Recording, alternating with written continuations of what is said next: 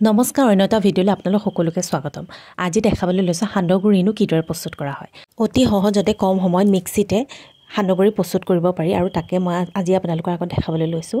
এইটো চাউলটো হৈছে উহোৱা চাউল আৰু উহোৱা চাউল কিদৰে প্ৰস্তুত কৰা হয় সেই ভিডিঅ'টো বাৰু অন্যটা ভিডিঅ' মই দেখাম এদিন আপোনালোকক।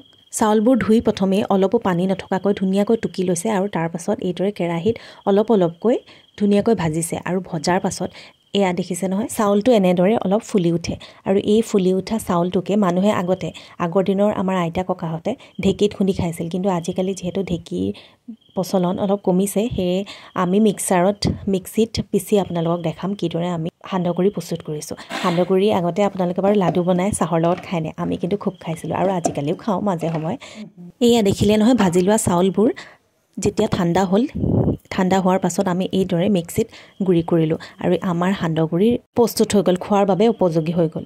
এতিয়া এনেদৰে বহুদিনৰ কাৰণে ষ্ট'ৰ কৰি জলপান হিচাপে খাব পাৰে। এই সান্দহগুড়ি কৰাইগুড়ি বুলিও কোৱা হয়। ঠাই বিশেষে আচলতে নামবোৰ বেলেগ বেলেগ।